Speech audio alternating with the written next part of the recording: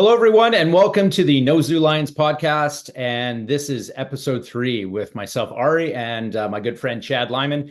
And we are going to tackle a topic today, which is one that police officers talk about a lot, and it's probably going to cut deep. And the topic is why cops truly do not train.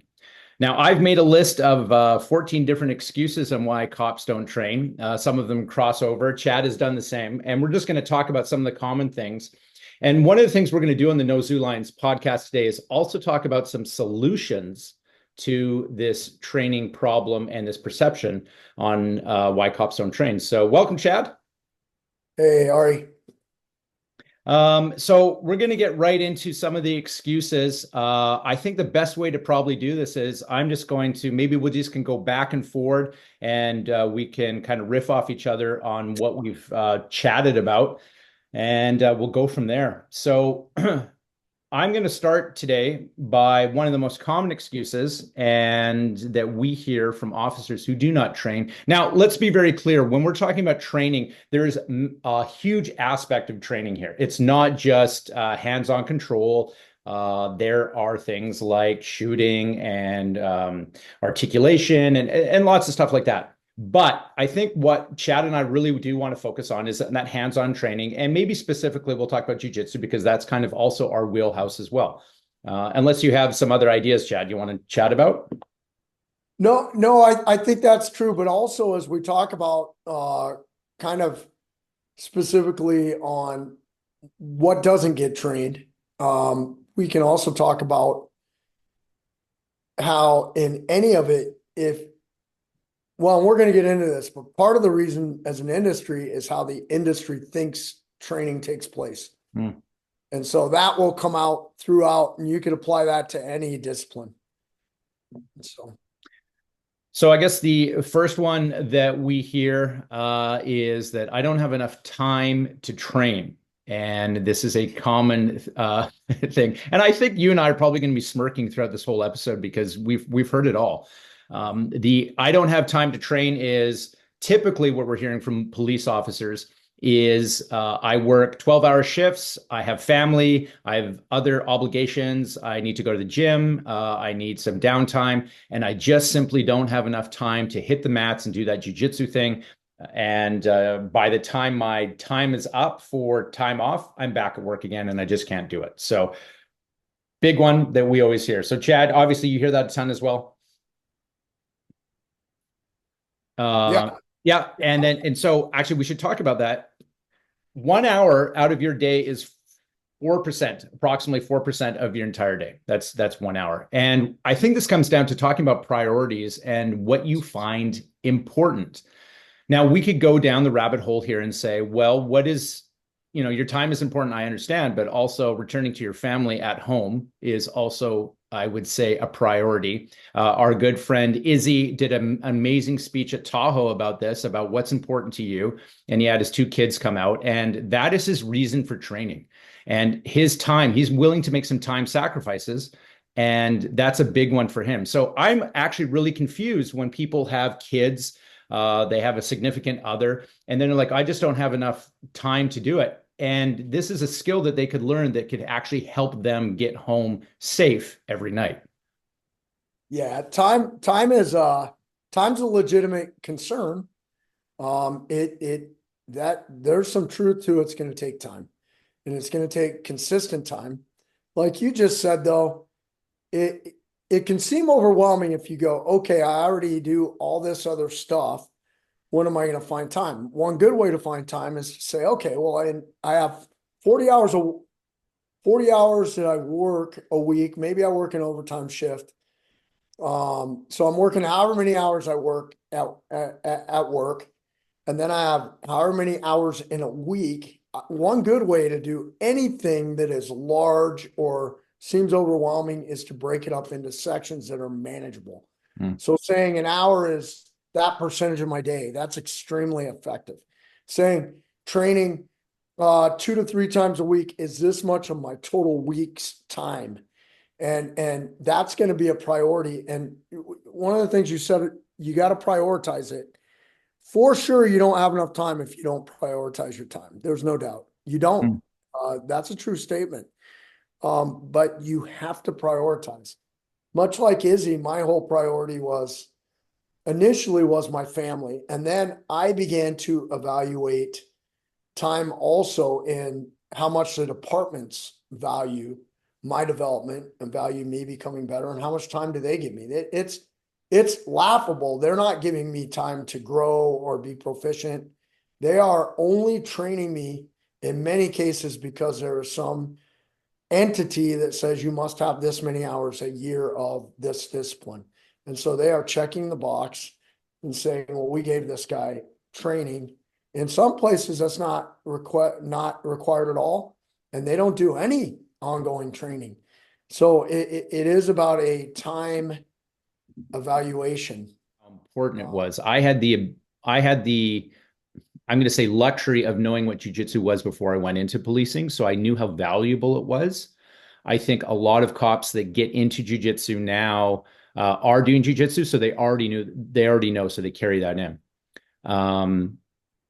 So it just is part of my DNA. I just made it part of my routine. And you already talked about it. Routine is a big one for me. And I think with most police officers and people in general, that consistent routine is what helps me get through the day. Yes, there's days that I don't want to train. And people are like, what? That's crazy. Like, don't black belts want to train all the time? Nope. Sometimes I'm tired. Sometimes my motivation's low. But that consistent training has really helped. And so that time management is being a big one.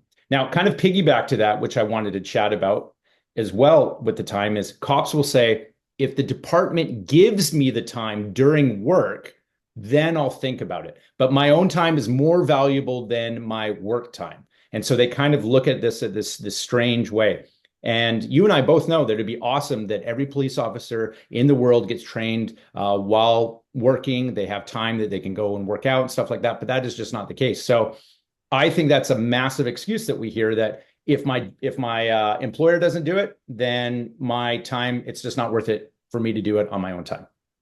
Yeah, it's a horrible excuse too, because the reality is you're the one who's going down range. You're the one who's going on these calls for service. You're the one who's going in harm's way.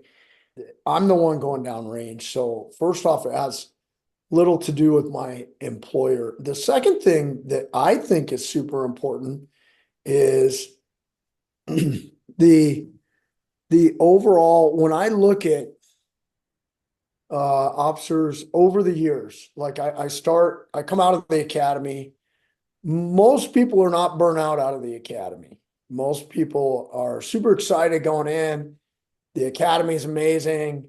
Field training can be scary for some people and they can get stressed out, but still amazing. And then you're on your own and you're this brand new troop and you're out there pushing a black and white and the radio goes off and it's you going to that house. And that's a pretty unique feeling. And I think most people, when that's new, are pretty jazzed about that. They're pretty excited. Mm-hmm. Now, fast forward 12, 13, 14 years, and you're still going to the same kind of calls. You're still going around the same kind of people.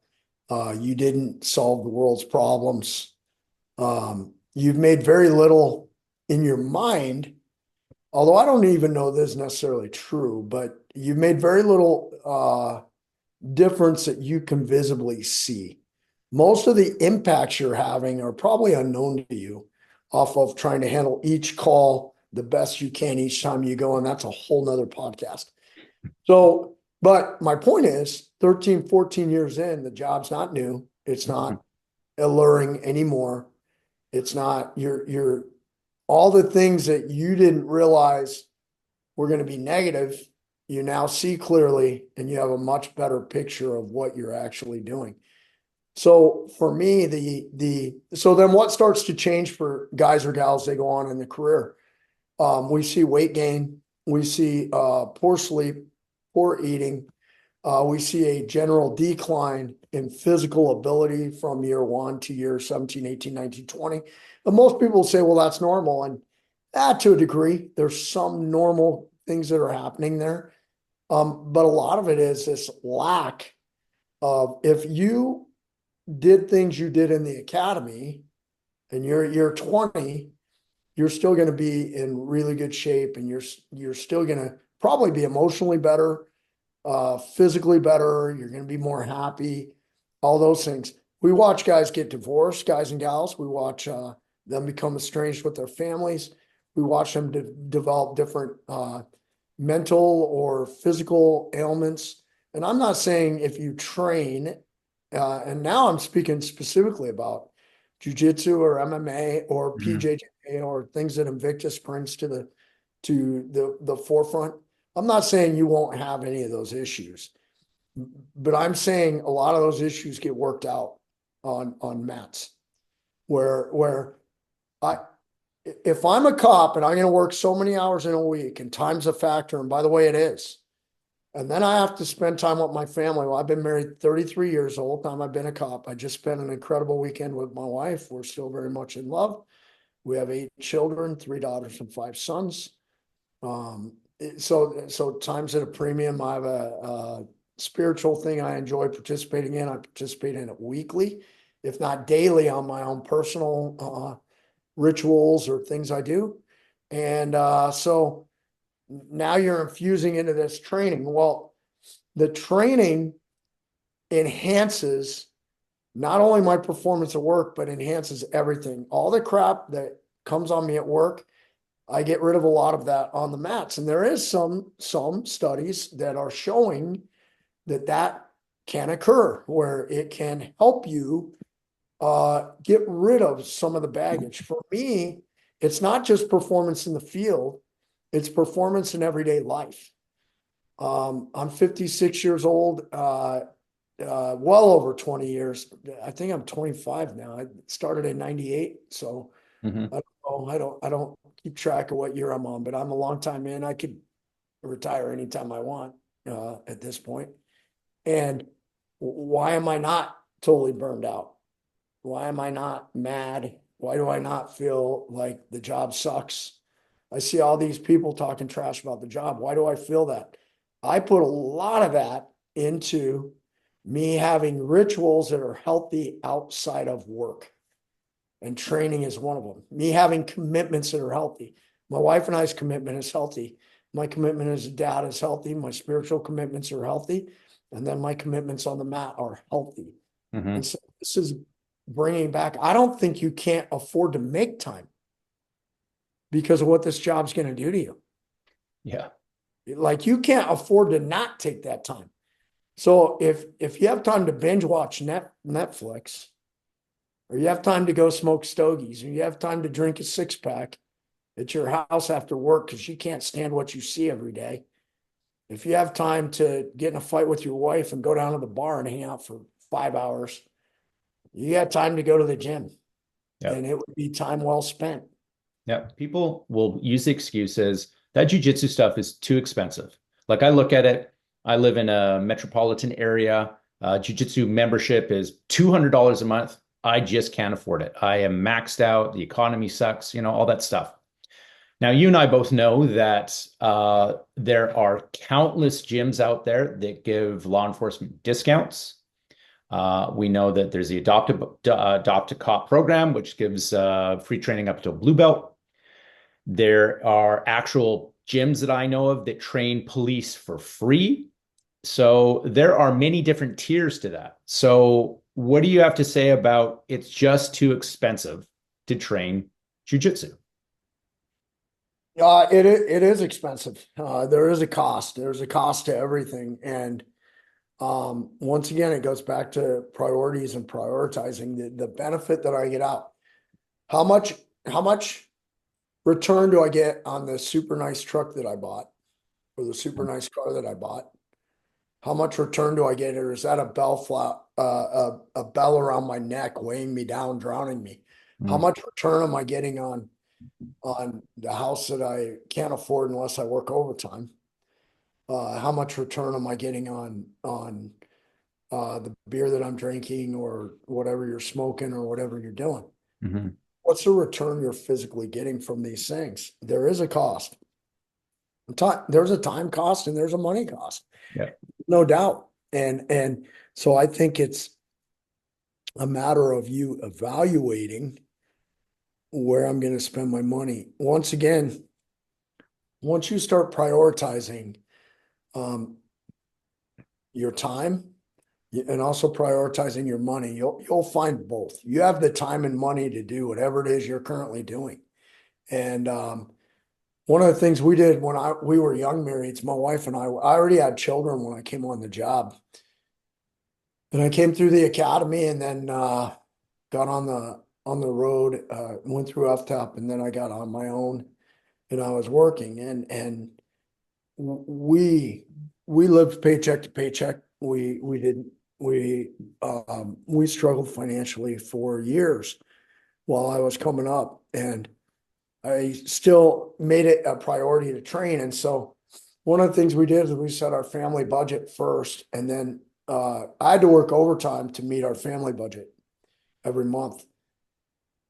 And so once I worked enough overtime to meet our family budget, I would then, I had a separate category once, and we had a certain amount I had to make every month minimum. And then there was, I could work overtime for training. And so once I reached our family goals, then I could make enough money to put into a training budget. And out of that budget, we would just pay gym dues. And we would also, I would go to courses I might want to go to. And I had to really choose and pick. It wasn't like I was going to stuff all the time, but I had to prioritize our money, and I had to really create a budget and watch our money. Through doing that, we've become efficient in managing our money. And now here at the tail end of my career, we want to go somewhere and spend some money and go on a nice date. We can do that now, but there were years where we couldn't do that, and I had to prioritize. And of course, I had to have conversations with my partner, and I had a partner who supported me. And so, but I had to support her as well. I mean, you have to have give and take, but yeah, there's an expense. There's no doubt, but you can find a way to get it. And you've got to go through, what am I already spending money on? And what could I save? Where could I save money and then redistribute that money? And once again, what is the return I'm getting on the stuff I'm spending money on? What's the return I get for the super nice truck that I'm probably not ready to buy, and I'm leveraged to the hilt. And now all my free time is working overtime to pay for this truck that I drive to and from work and park in the parking lot. Like, what's your return? And so that was something that we had to prioritize, because there is a cost. I think there should be a cost, by the way. Yeah. I'm a fan of there being a cost. I've had many in C4C PJJ, Police Jiu-Jitsu, we have affiliate gyms. And some of those gyms, in asking me about the program, have said, do you require us to provide free training to law enforcement? And I said, no, I don't require you to. You could choose to. I think it's a bad plan, because I think guys won't show up long-term to anything free. I think it doesn't have value.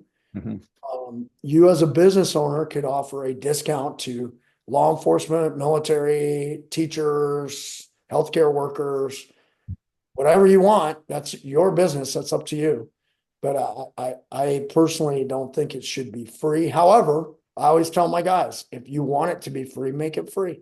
And I have affiliates who run free training a few times a month out of their gym, and they've built their training groups up, actually, and they've been consistent and they've stayed at it.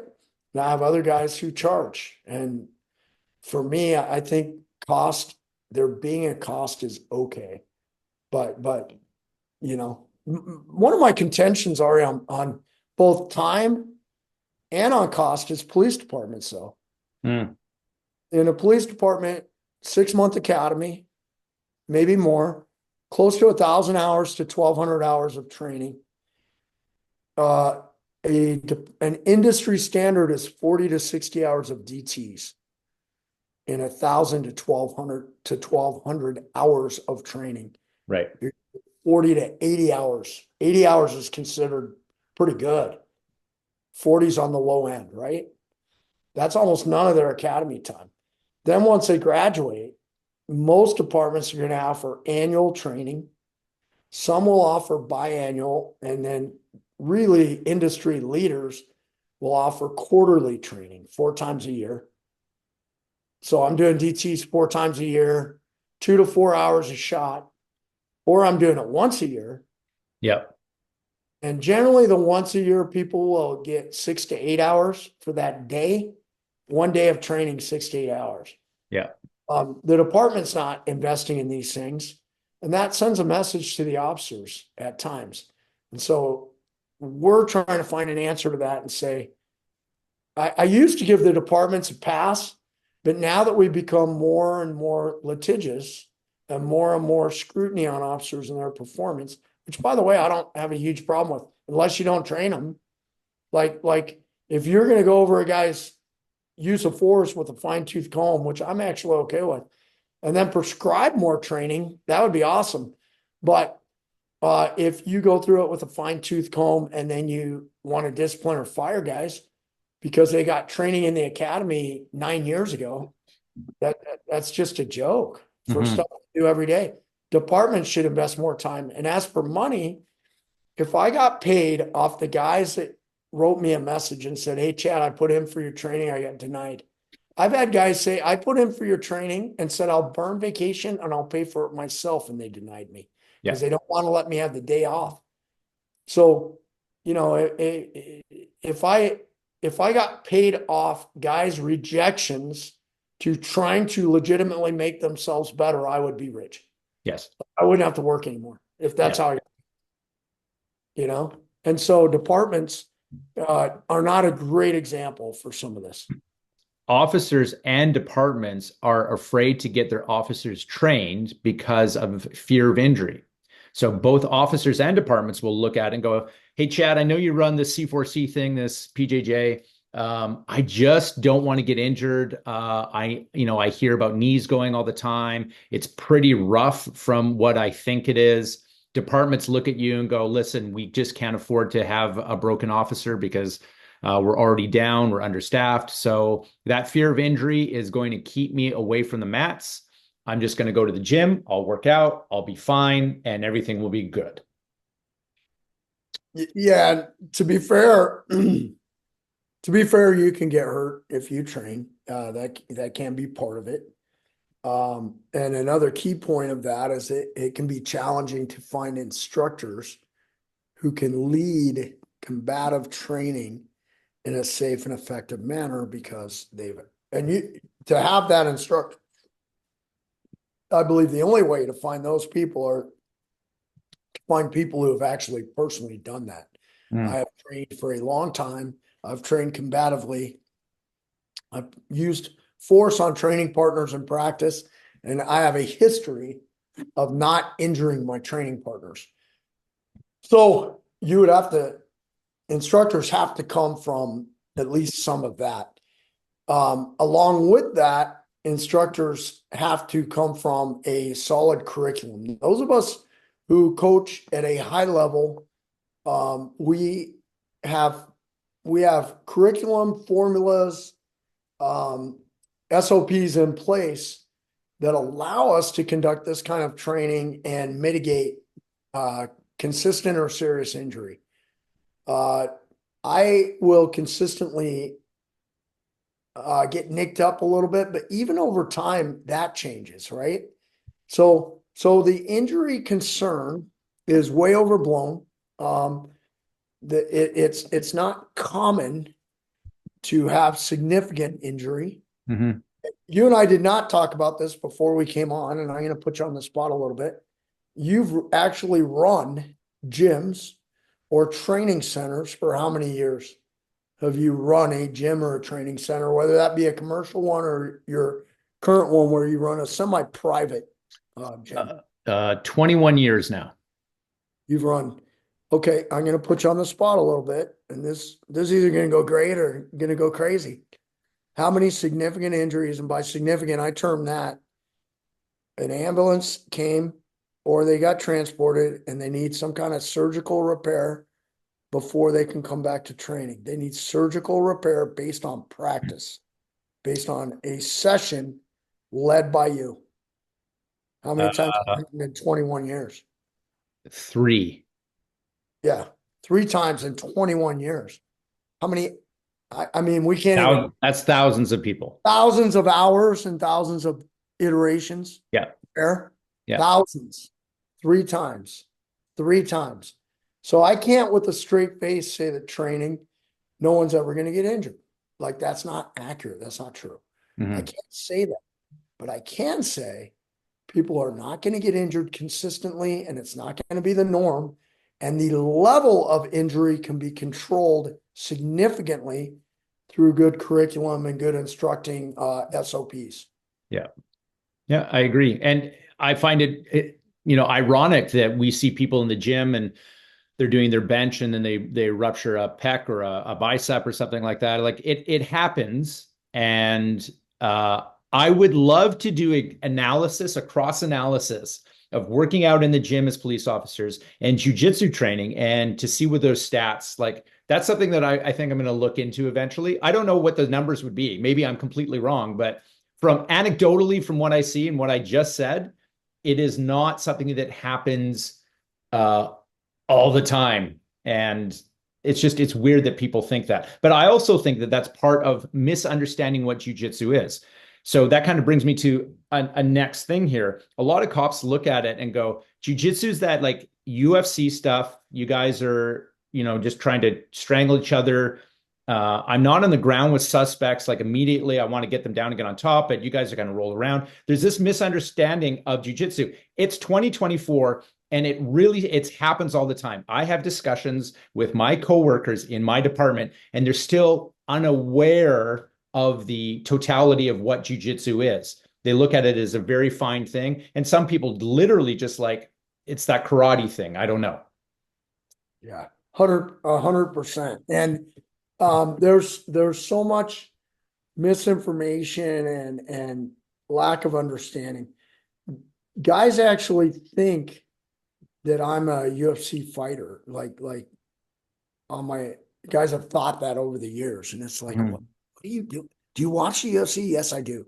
Have you ever seen me on a card? No, I have not. There's a reason for that. I'm undefeated, but because I'm not a pro athlete. I actually never fought at that level. Never even close. Never fought for money. Never competed professionally at all. Yeah.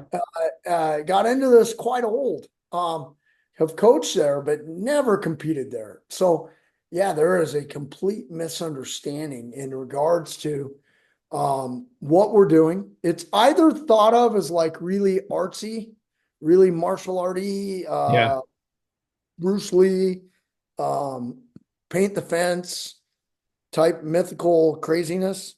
Yeah. Or it's and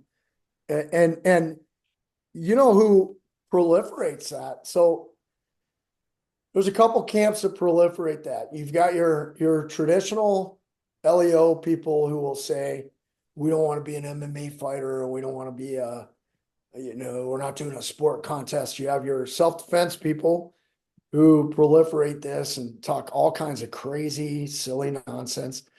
And there's even in the combatives community, you have people who have a jiu-jitsu background who go out of their way to point out how they're not doing jujitsu. And it's like, not all of them, but some of them, I'm like, what are you talking about? You're absolutely wrestling or doing jujitsu. Listen, if you're striking, you are doing some form of boxing or Muay Thai, maybe some kind of karate strikes. That's really about it that we see in fights. We're not seeing a lot of Taekwondo and stuff like that in actual fights. Okay. They're straight punching each other for skill sets you can learn in boxing. Takedowns are basically American football or rugby or wrestling. And then you'll see some judo stuff occasionally where guys are doing throws of some sort. It's like a fight, like we're watching a fight. Yeah. Especially in North America. And I would include Canada with the US. And then on the ground, they're either going to have, and the antithesis of this is they have nothing. And it's pretty easy to see the guys who don't have a skill set. Yeah. But if you have any skill set at all on the ground, it's going to come from wrestling and jiu-jitsu. That's it. Yeah. That's it. There's not another source to learn how to fight on the ground. You self-defense guys, you did not create some kind of new thing. Combatives guys, just because I'm adjusting my jujitsu for the fight that I'm in doesn't mean I'm not using jujitsu. I'm using jujitsu. I'm using wrestling. Uh, Hmm. that's primarily what I'm using in grappling, period. End of story. Am I adjusting it because I have certain outcomes I'm seeking and positions I'm seeking? Absolutely. Am I adjusting it because there's weapons involved? Yes. Or more people or whatever it is. Yeah, I'm adjusting it, but I'm just using jujitsu and wrestling. That's it. So But why would we need that? So you've got the guy who's a 240-pound police officer, 6'3", strength over skill or tools over techniques, Chad. I just simply don't need to know how to entangle an arm. I can power everyone I've encountered over the 15 years of being a cop. No one has been able to get a drop on me. I've arrested hundreds of people, and I don't need to know how to move the way. I just power everything and it works. So why put in all this time that you talk about, Chad, about jujitsu and hours and thousands of hours? It's like it's a waste. How do we talk to the big strong cops that just don't need it? for the most part, they don't in the calls. They won't need it until they need it. But it's not about needing it. So, okay, you're 6'3", 245. Mm-hmm. Okay, give 6'3", 245 to your partner. Like help them be 6'3", 245. Yeah. I'm 5'8", 180. So give me some 6'3", 245. Does size and strength matter? Sure. That's why we have weight classes. But, and are there less humans walking around 6'3", 245? There are. But when you run into a 6'3", 245-pound guy, he's going to Mm-hmm. whoop your butt.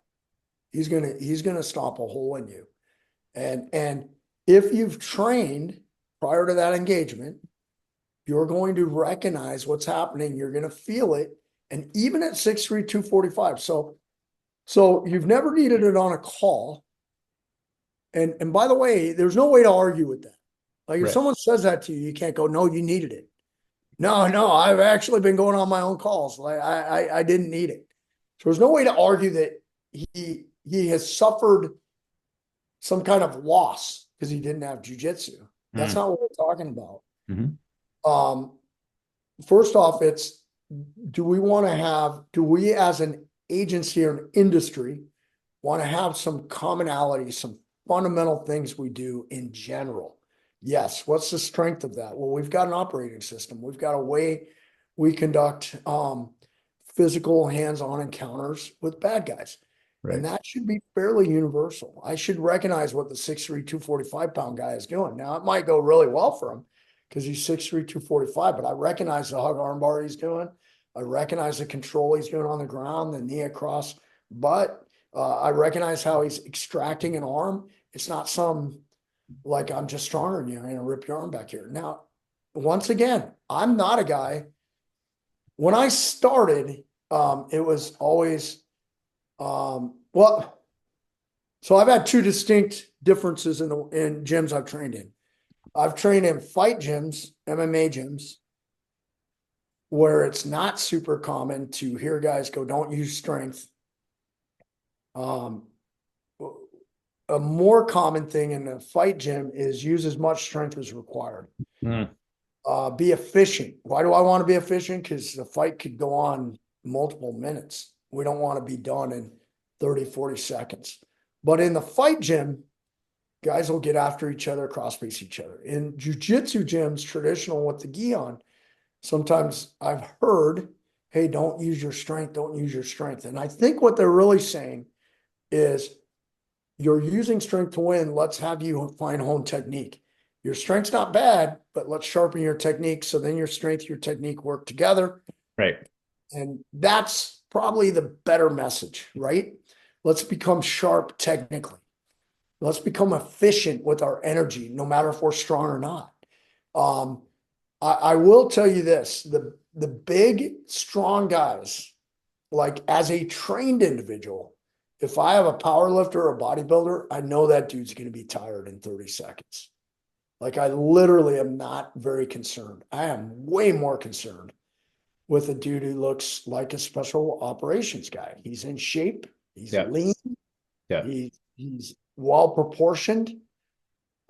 He moves like an athlete. That dude's gonna be just a pain in the butt, Yeah. even if I'm better technically. The big muscly overdrawn guys, once in a while you'll get a freak guy who can really fight at a high level, even though he's heavily muscled, like a Bobby Lashley or some Mhm. of the old-time MMA pros, to give an example. A Yoel Romero, Yeah. who's freakishly muscled. Um, uh, Most guys cannot maintain the output of a real fight for very long. So I guess my answer to them is your size is a gift, your strength is a gift, and that's a good thing. Let's recognize that. But let's also, you can't transfer that to other people on the department. So let's have a fundamental way where we're working as a team, and it's not attribute based. And then secondly, just because your attributes are rare does not mean that other people don't possess them. Yeah. And when you run into a dude who possesses your attributes and they've taken the time to become fundamentally sound, you're going to figure out that you haven't put the time in. And that's a different kind of zoo lion. The lion in the zoo believes he's a lion, and Yeah. he's big, he's strong, and he's a lion. Like he's, you know, you look at him, okay, and I'll bet you that dude thinks he's a lion till you put him in the wild with dudes who have put the time in. They've established knowledge through struggle over time, and their size and their strength is a real asset in a fight. Yeah. So for that big guy, my argument would be that's another reason I go back to kind of what we talked about earlier. And all of my benefits of training in this manner are not all simply going to be manifest on a call for service. They're going to be manifest over the years. At Vegas Metro, we have a friend, Cam Cousins. Do you know Cam? Big Cam, he's in some of the Yeah. pictures with me. Yeah. When Cam first started, he was just a big human, size and strength. Yeah. Uh, he Cam is a weights guy. He does lift quite a bit. He Mhm. strength conditions a lot. And when he first started, his lack of technique and his distance management, the way he managed space and inside position, the way he left space was telling. And we would wear him out. We would tap him out, and he would not finish anybody. As Cam has technically improved over the years and then continued to maintain his strength numbers and maybe gotten better, Yeah. jiu-jitsu actually leaned him out. Hmm. Still freakishly strong. Yeah. And then now, he just posted a video of himself. He used to post videos of himself doing like a one rep max. It would be impressive. The number, whatever it was, I don't Yeah. remember. They were impressive. They were good numbers. We just posted one of him doing 115. Like he said he had to do it 60 times. He broke it into reps of 20 and he's just throwing it up. He is a different animal now. He's super strong, Hmm. lean, and he's technical. Well, I don't finish Cam anymore, and he Yeah. finishes me, Yeah. and I don't win any rounds with him anymore, and he's not a black belt. Yeah.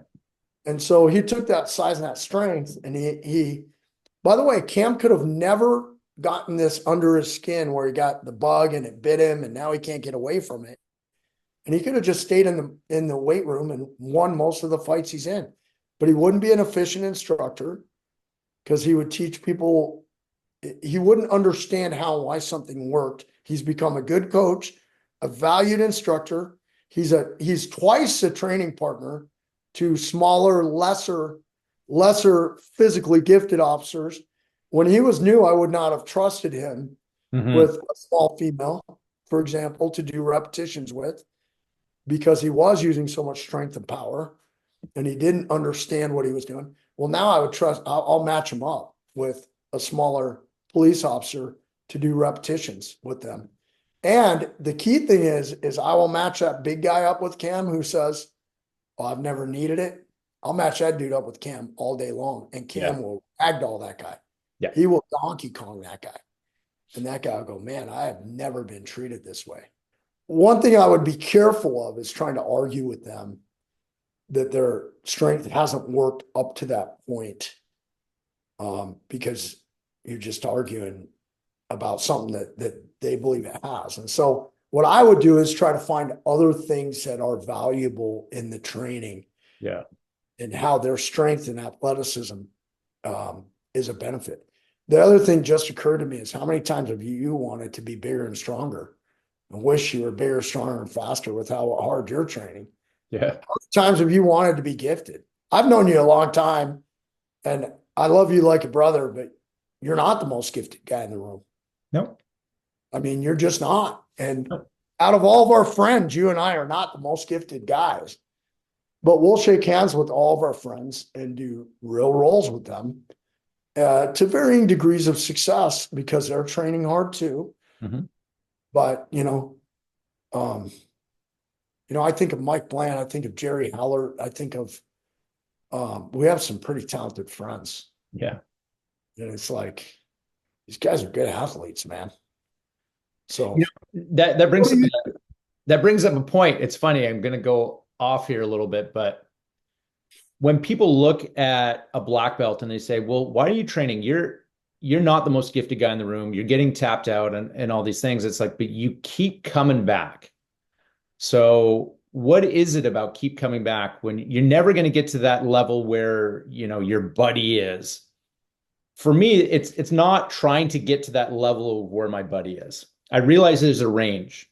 And the reason I do jiu-jitsu is for self-protection and for mental health and for the physicality and the camaraderie, which is amazing. But I realize that there's some people that I'm going to do very well with, some people I'm going to basically equal out with, and other people that are going to beat me. Now, I don't measure my wins in taps. I measure my wins in other things, such as how long did I last against Jerry? Yeah. That's the type of thing. How hard was Jerry going? How hard was I going? Right? These are real things that you need to take into account. I have been ragdolled over my 25 plus years of doing jiu-jitsu by some of the best people in the world that made me feel like a white belt. It was the most incredible feeling, I have to say. It was awesome. It was a great learning experience. And out of that, I was able to take some things going, hey, I'm actually going to get a little bit better in this area. I'm not going to be leaps and bounds better, but that's how I measure my wins, not in taps. I measure them in many different aspects. Early on in my career, and I say early on, like maybe purple belt. Mm-hmm. So I'm about 8 years in to training at this time. I'm a purple belt. I'm here in Vegas. There's a very good black belt who's a very, very tough guy who would routinely armbar me or choke me in the gi, and routinely. Like, he was still competitive. He was competing in the adult divisions. He fought MMA. He's very, very tough. I'll never forget the day that he resorted to the dark arts, a wrist lock. And that same day he started foot locking me. He started doing those two things because he couldn't choke me or armbar me routinely anymore. And so he was transitioning. He was still submitting me. He was still finishing me. That was a massive day. He wrist locked me and he foot locked me twice. Yeah. One a heel hook and one a just like some kind of foot lock, straight ankle or something. Yeah. But after we got done training, and we did multiple rounds, and he would often roll with me. And in my mind, I couldn't figure out why, because he would tap me all the time. I never tapped him. I've never tapped him to this day, this individual. We don't routinely train with each other anymore, but I've never even come close to tapping this guy. Yeah. And I said to him, I said, I don't understand why because he would pick me. Very formal in those days. Like, I was a purple belt. I didn't pick the black belt. Yeah. Especially not the competing one. Not that I was afraid of him, but there was a hierarchy in this gym. Yeah. He would pick me, and he would pick me more than once. And he goes, you have the ability to fight me like you're going to win, and have no letdown when I finish you. And I said, oh man, I appreciate that. And I said, did you wrist lock me and foot lock me today? Why? And he says, because I can't armbar you or choke you anymore. He said, you're adjusting. And so he is just moving on. He's still finishing. Yeah. And finishing me decisively. But he said, you're now defending those things. So I was getting better. My wife has this great quote from, and we've also heard this a few times at church, but it's originally Ralph Waldo Emerson. And she and I were talking the other day, and when we do hard things, anything hard, that which we persist in doing becomes easier to do. Not that the nature of the thing has changed, but our capacity to do has increased. And that's by Ralph Waldo Emerson originally, as far as we can tell. But I've seen that used in speeches or talks multiple times. That which we persist in doing becomes easier to do. Not that the nature of the thing has changed, but our capacity to do has increased. And that's another reason to train. That's another reason. I don't care how big and strong you are. I don't care how much money it takes. I don't care how much time. Everything we devote in our life, we have our birth date and we have our death date. And you got that dash in the middle. What do I do with the time in the middle? The birthday, the only ones who care about your birthday are your family. The only ones who care about your death day are your family or a few close people. Some of us have grown to appreciate each other enough that we'll care when our friends pass. But you got your birthday and your death day. And if you look at the world impact, those 2 days have very little impact on the world. Yeah, for the majority of us. But that little thing in the middle, and all that will determine if the little thing in the middle was worthwhile is if you did things that only became easier as you persisted. If you only choose to do things that take no persistence, that the nature of the thing doesn't change, your capacity to do increases. If we don't find things that our capacity to do have to increase for us to do them successfully, well, then that little thing in the middle won't be consequential either. There's only one way to leave a mark, and that's to find things that take persistent effort. This is one of those things. And that's why it's so healthy. That's why the job, being a police officer, has not become easier. You can make that argument. It's become probably harder over the years. And one of the reasons it's become harder is the expectation of, it's interesting for me to watch. You watch these events, you have people contesting with one another in a violent fashion. Now, hopefully, that's happening because the bad guy's choosing that. But training like this, what this gives us the ability to do, the reason it's important to take the time, the reason it's important to put the money aside, the reason it's important to kind of embrace this struggle is that on the back end of these events, as many of them as we can make inconsequential through the struggle that we did in preparation, that then they run smoothly or they run well. In modern policing, it's a necessity. Because if I have a goat rope of a call and it's on video and it looks horrible and people get hurt or lose their lives, everyone's going to just not have any faith in what you did as an officer. And so for me to find efficient, good ways to do things, for me to find ways to make these, it is hard to take a person, an adult person, who says, I don't want to go to jail, and squares up with you and has nothing in their hands. And now we're going to physically fight them into handcuffs. That is hard. That is not easy to do. The only way to become better at that, where you increase your capacity for success, is to train on a consistent, ongoing basis.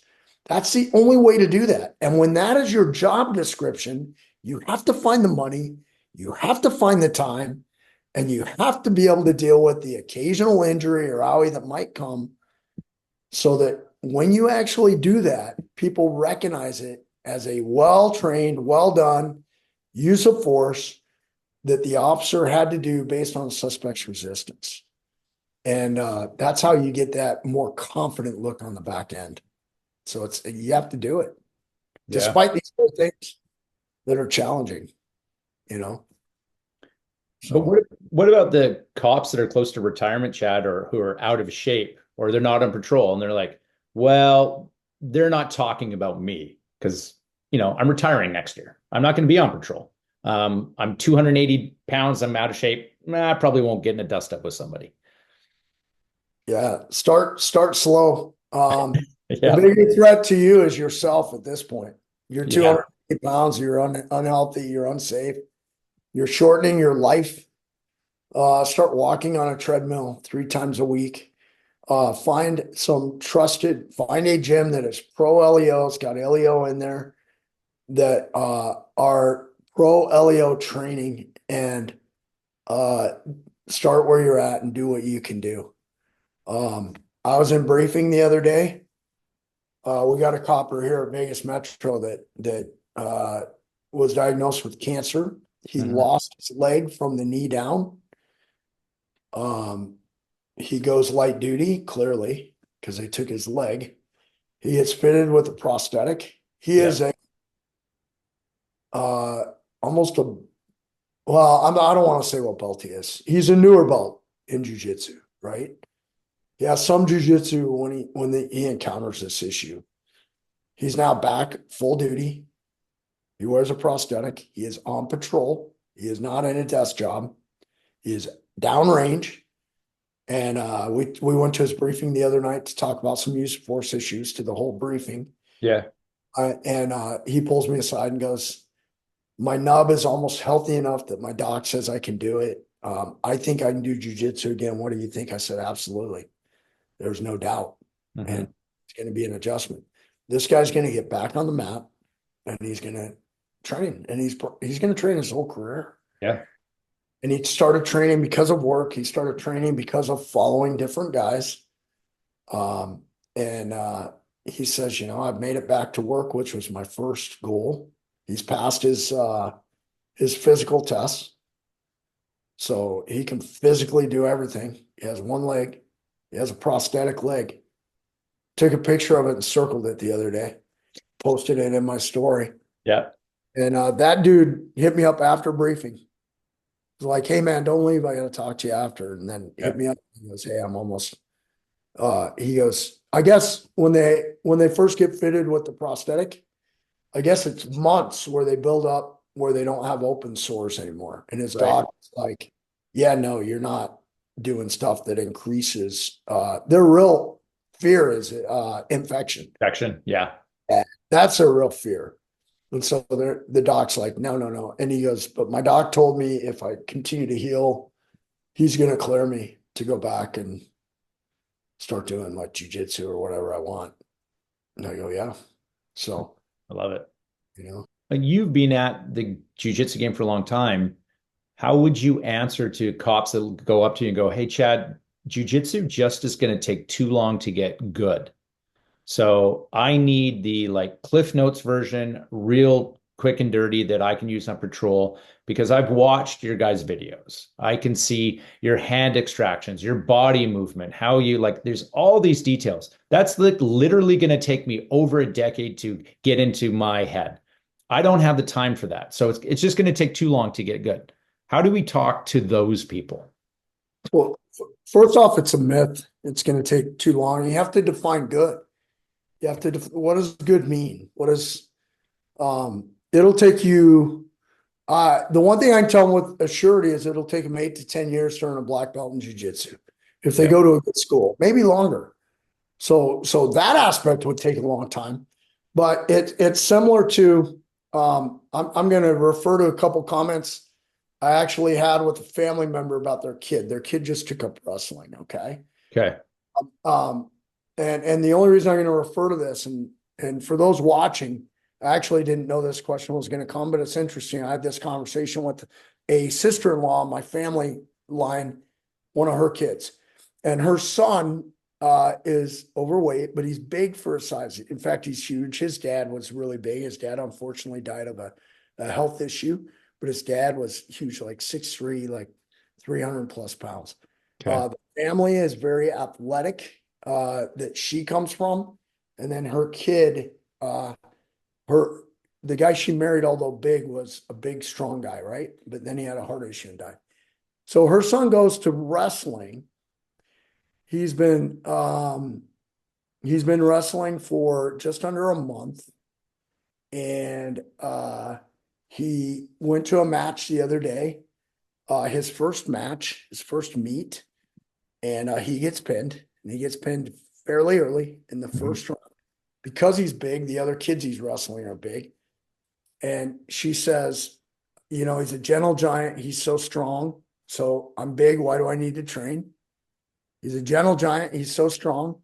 This is a frustrating part. Uh, the kid took him down and then pinned him, and the other kid was big and strong.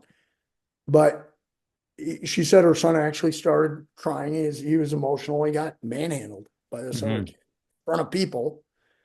And he finally gained his composure. And the other kid told him, hey, I've been rolling for 6 years. I've been wrestling for 6 years. I lost a lot in the beginning. Keep trying. Don't give up. And the mom says, I know the sport and his coaches are great, but I don't know how to help. He's worked so hard. He cut his mile run by over a minute in less than a month. He's lost 7 pounds from exercising and training. But I'm upset because, you know, he walks on the mat and he just gets defeated and now he's crying. And I said, he's already getting good returns. You listed them. Wins come and go. They're temporary. Losses come and go. They're temporary. Just quitting because it's hard could be a permanent thing. So you're already winning. He's already a better version of himself physically. I go on in my answer, but he's a better version of himself physically. And in the struggle, he's getting mentally taxed, and it's not an easy path. So how can you help? Just point out his wins, encourage him to keep striving, and tell him not to quit because something's hard or it seems overwhelming, and just take each day and practice and do what he can do that day. And there's going to be growth in that process. The growth is not in the destination. So when a guy says to me, and I said 3 weeks can help you grow personally, but you're not going to be beating guys who've been doing this for 6 years. Right. But once he stays at it, he'll be the 6-year kid encouraging the other kids not to quit. So now we transpose this to grown adults, and a guy who says to me, it's going to take me this many years to get good. Well, what do you mean by get good? If you mean like to be competitive with a high level brown belt in jiu-jitsu class, that's going to take you years. But if you want to be better than you were a month ago, you'll be better after month 1. You'll be more prepared. You'll have more benefit. A lot of your benefit you won't even realize until it gets tested or tasked. I remember when I was new, I was getting the brakes beat off me. Training was a little bit different in 98. And how we trained was a little bit different. And we become better over the years. We become smarter and we teach better. We become more effective at coaching and producing results. So my first 6 months to a year, I got smashed every day in the gym, and got smashed, like smash physically. And I was getting discouraged, and a few things happened. Number one, I went on a call and had to put my hands on people. Now, prior to this, I didn't start training because I got beat up at work or had a traumatic experience, and I was afraid. I actually felt fine. I started training simply because intellectually, from being a decent athlete, I knew you couldn't be good without practicing. It's just not, there's no way. That's the only reason I started training. What am I doing every day? And how much work am I doing at getting better at that? Well, what I'm doing every day is grabbing people and physically trying to control them. And I'm spending no time practicing that. And so I knew intellectually I could not be a pro, and I wanted to be a pro. That was my motivation. Then I started going to class, and I'm getting dominated like how I would like to dominate a bad guy. But it's happening to me every day. And I don't realize I'm getting better until I have someone struggle with me at work, and I take them right to the ground. I start to control them, and I realize, holy crap, this is far more efficient. I am already getting better. And then what would happen is a new guy would come, and I would just smash that dude. Now, back in those days, we smashed each other. Most of the time, those guys would quit. Right. Oh, I would be the bottom guy I was a bottom guy for over a year, where there were a couple other guys who stuck with it, but I was it, man. And so the time that I would see real improvement is when a brand new guy would walk through the door. And I would always want to do rounds with that guy because I was getting beat up so much. I would smash it. That's what we did back then. I, I, I used to encourage guys because I've always been how I am now. I've Yeah. never been a jerk or a real egotistical guy in that regard. And so I would encourage guys to just tell them, hey, that's just part of it. Yeah. It's not part of it. Even the guys who did that to me still have gyms and they don't do that anymore. Yeah. Like we have changed. There's times where we get after it, but we teach you to drive before we put you on the racetrack now. And then you get on the racetrack and you get into the carnage. But we try to give you, and we do that to keep injuries down. To go back to that injury piece. Yeah. Injuries are a real part of the thing if you do this wrong. But if you do it the right way, you can do it at a high level, have big gains, and control injury. Yeah. And so for me, it was just figuring out that do a little bit at a time. So going back to that guy who comes to me, he's that veteran, he's that older guy. Cause I've had a few of those guys come forward now because I'm approachable. You know what I mean? So I've had guys come forward and say, do you think I could do this? And I say, yes. Number one is yes, but you have to change in your mind what it means to do this. I mean, do I think you're going to go and do well? Absolutely not. You're not going to do well if you want to measure doing well off of, oh, well, I'm going to be tapping guys out and stuff. Yeah.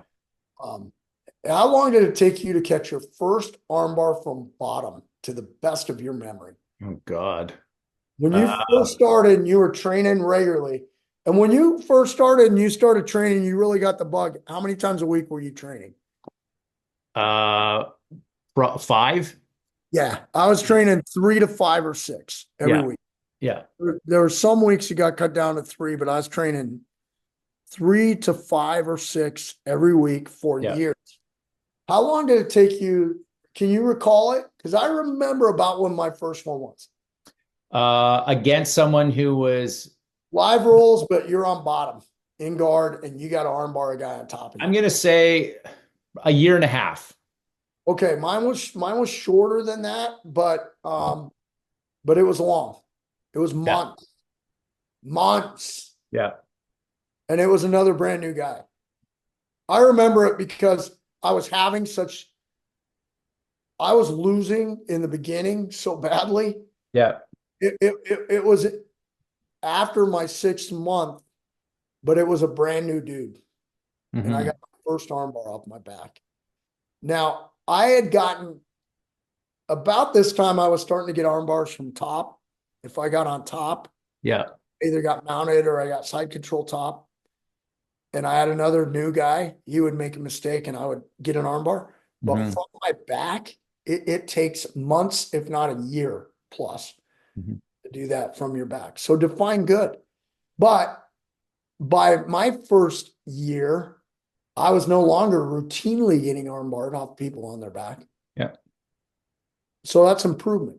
So I always tell guys, what's improvement?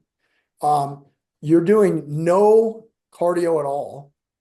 And then you start walking on a treadmill 3 times a week at an incline at 3 to 3.8 for 30 to 45 minutes. You do 60 air squats, 60 push-ups, 60 crunches, split up into however many sets you need to do. You're doing that 3 times a week. That's 300% more than you do right now. Yeah. And that's how I tell guys. It's not about, and you will begin to notice a difference in you. And so I've had guys come back to me many times and go, holy crap, man, I've been doing this for, 4 months now, and I've lost this much weight and I feel this much better and I've got more energy and So for the real old guys that are really out of shape, normally I would tell guys, don't worry about being in shape before you go train. if a guy's real old and he's not in shape, he's got a lot of mileage, I would tell him it becomes very important that you pick a gym that is smart, that you're smart with your gym selection, that you find a place that will accommodate you. You find a place that's got a fundamentals class. That's another thing that I encourage guys to look for. Find a gym that actually has a fundamentals or beginner class, because they're going to take some interest in you right where you're at. They're going to help you. For the average guy, if you're in your 20s or 30s and you're a new cop, just go find a good gym near you. Yeah. And just work in. You'll get there soon enough. But those older guys, there are some real things for them to think about. Yeah. So Chad, I've seen guys go retire. I have one guy in particular. He's a lieutenant with our department when he retired. Yeah.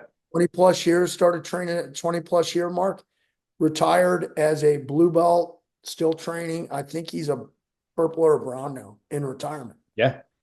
And I've got a buddy on my unit now who was a 20 plus year guy and a bigger guy, and he's earned his blue belt under me in training at the office, at work on a consistent basis. So one other big one that I think we miss when we talk about cops not training. Those of us who train will say, oh, it's ego, oh, it's finances, it's time. They're not prioritizing. We'll come up. One big glaring weakness within the industry is a lot of department DTs are garbage. And so guys have no confidence in it's all made up stuff. And so a lot of people don't want to train DTs or combatives because the DTs and combatives they've been exposed to are garbage.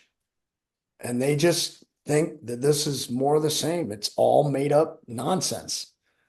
And I think that's a major problem. And I think that's improving. And that's one of the reasons we're such open advocates of not only training. Curriculum is not the only thing that's, or guys not training, guys making excuses, not the only problem in the industry. One of the things that Invictus has said is BJJ make it mandatory because departments are training ineffective, made up, oftentimes a conglomeration of made up arts or Krav or self-defense or Taekwondo or a lot of places have a heavy Aikido background, all this stuff, these very esoteric things, without a good core curriculum that is going to focus on controlling another human being and working them into disadvantaged positions, holding them in those positions, and then you being able to defend and or escape from those positions. So I think one of the big ones we kind of give a pass on is guys have learned to not like DTs by DTs. Traditional DTs. So I'm not on fire to train because of what my department taught me. I'll tell you that, right? So I think that's a big one that gets overlooked that we're trying to change. Well, those are some of Chad and my ideas on why people aren't training. We know that you have heard those excuses and probably more. If you are one of those officers who has said one of those things, all we ask is you to just reevaluate maybe at looking at it. Also, I would suggest seeking out people who currently do jiu-jitsu that you trust in your department. Ask them some real questions. Doesn't have to be in front of people. It can be a private conversation. There are some egos involved here. I do know police officers that have told me in the past that they are actually scared to get into a physical confrontation because they know they are lacking in their skills. And we've had the discussion and goes, well, we can change that, but it has to start with you. So going into a use of force situation when you have that fear, I'm not saying that we don't have fear. Of course, there's fear involved, but there really is a dangerous thing that happens when you are unprepared and you know that you are unprepared and that day comes and it's probably the worst feeling in the world. And The analogy I always use for self-defense and stuff like that, it's an analogy for swimming, that if you do not know how to swim and I throw you into the deep end, it's too late for you to go, hey, I should learn how to swim. So this is your time to prepare now. And that's my philosophy on training. Yeah, I think it's a great philosophy, and there's not a downside to training on a consistent basis, to No. making time. I mean, you're going to be in better physical condition. Your stress management is going to be better, and your performance is going to be better in the field. Everything slows down in these chaotic events. The last thing I'll say about training, I think it's important before we end. A Mhm. lot of the early, a lot of the early research, although a lot of it's been refuted. So they've even said that some of this early research was not conducted using good scientific methodology. But a Mhm. lot of the early research that even I relied upon was heart rate stuff, where your heart rate gets a certain level and you can't do this. And it's a buzzword, gross motor skills, because we can't do fine motor things. And then what we found through the research is let's say a tier one unit like Delta or SEALs Team 6, or even a SEALs in general. And the only reason I use them as an example is nobody's going to say those guys are not elite. There's not going to be an argument. Right. So those guys are elite. When they started doing data on guys like that, their heart rate raises, same as everybody else's. Yep. But they perform everything they're doing different than everybody else.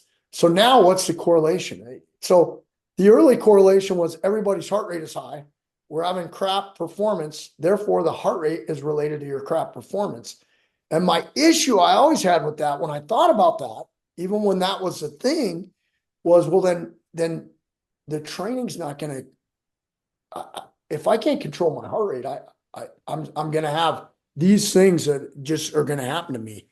The reality is, the research shows that you can perform at a high level under. Now, those things still happen, even to those high level guys. Auditory exclusion happens. Their vision starts to focus in on whatever the threat is. Those things still happen, but they function and they're able to deal with them and they're able to counter them. But the only guys who do that are guys who have consistent ongoing training. That's it.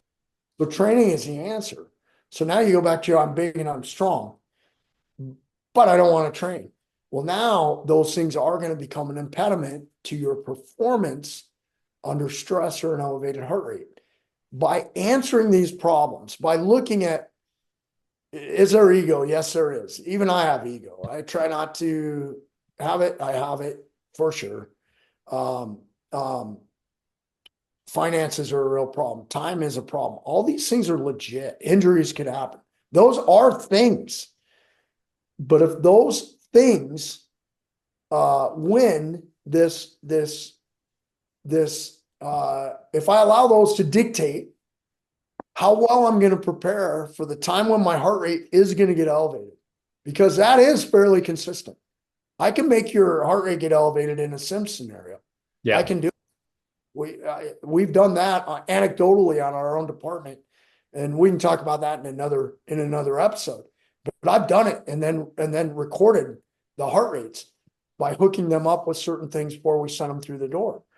The guys and the gals who perform under that elevated heart rate were all people who train, Yeah. and they performed fine.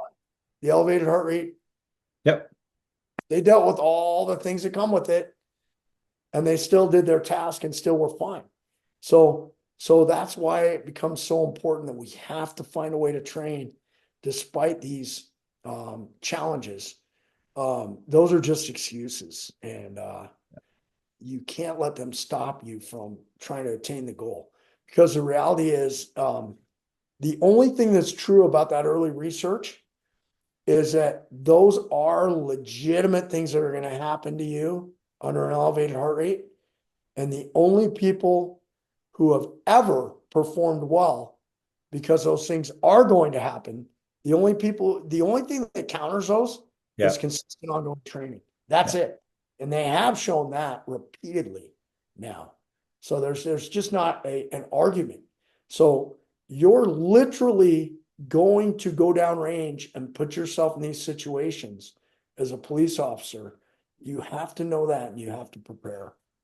Well, Chad, before we leave, I'm going to put you on the spot as I always do, part of the Lions Share segment here on the No Zoo Lions podcast. This was asked by Tim, and Tim wanted to know this. And again, Chad has no idea what I'm about to ask him. No.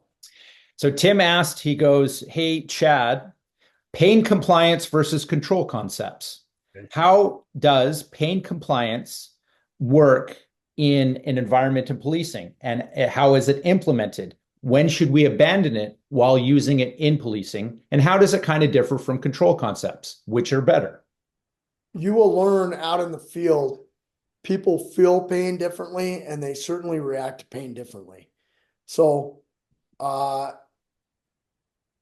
in my experience, both, and not just my own, but also in teaching all over the nation and asking guys and my years of experience, pain compliance rarely works against committed individuals and individuals who are the very ones that I really need something that's going to work because this guy or this gal, and typically it's men, quite frankly, Mm-hmm. this guy is not going to go. And pain compliance generally inflames or escalates. Strength or position with pressure de-escalates. Pain compliance would mean I'm not getting compliance from a suspect. They are not responding to verbal commands or orders. And now I'm going to inflict a random pain, which will then induce them to then begin to follow whatever command I'm giving them. That's how I'm going to define pain compliance. Okay. Control, I'm going to define as I'm getting into a dominant position and I'm exerting pressure in a trained, safe area upon the suspect to limit their fighting options. So I'm getting to a dominant position. That's how I would define control. I'm dominating positionally, and then I am then exerting pressure on my bad guy. Now, ironically, sometimes that pressure will manifest as discomfort, but rarely as sharp pain. Mm-hmm. Pain compliance generally produces a sharp, biting pain. Pressure generally produces a feeling of being controlled and maybe some discomfort from the pressure. When I get to a dominant position with control and then I add pressure, the person begins to feel helpless. They begin to not know where they could possibly go to unwind this. Yeah. The pressure and dominance begins to feel oppressive. It begins to produce doubt. It begins to produce questions of their ability to effectively counter, and they begin to feel more and more discomfort, and oftentimes will respond to that discomfort by cuffing up. The other thing that pressure plus control gives is it allows communication to still occur at a normal talking pace, or a normal communication tone, rather, and pace, quite frankly, tone and pace, which both are important. So while I get control, pressure, position, I can also back that up with verbals that are calm, directive, clear. When I inflict pain, just think of pain. Think of putting your hand in a socket and think of that feeling, that jolt. You're not going to communicate effectively. You're not going to hear effective communication. This pain that's coming through your arm and now up into your brain is going to override everything else. Mm-hmm. And you're going to tell yourself, I got to get unconnected from whatever this thing is that's shocking the crap out of me. I think it is very uncomfortable to sit in a deposition and say, well, the subject wouldn't obey verbal commands. And so I intentionally began to inflict pain upon them. And then the person proffering the deposition, who is the other side, I just want to understand this. So my client wasn't doing what you wanted them to do, and you intentionally inflicted pain upon them. What's the goal of that? Well, I would hope that your client would then begin to comply and follow direction. Well, don't you think it's reasonable if you're intentionally inflicting pain that he wants to get away from the pain? Mm-hmm.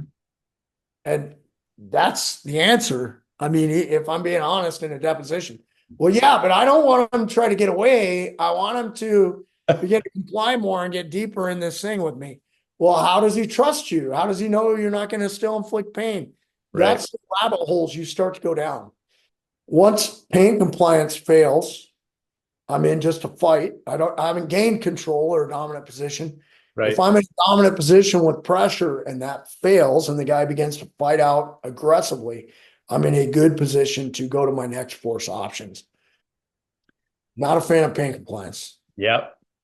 So that is my putting Chad on the spot, part of the lion's share here on the No Zoo Lions podcast. If you have a question for Chad or myself that you want us to feature, then all you need to do is just send us a DM, throw the question in. It could be anything related to law enforcement, jiu-jitsu training, or the like, and we'd be happy to feature it here on the podcast. Remember, you can find us at nozoolions.com. That's our website. We're found on Spotify and YouTube. And of course, our Instagram channel, which is at nozoolions. Probably by the time this comes out, we release episodes every other Friday. We have some cool swag coming. We've got some new massive, awesome stickers coming. We have some PVC patches that are coming. We have some t-shirts and some other cool stuff. So check us out, send us a message, and we really appreciate you listening to our podcast. And please share it if you like it.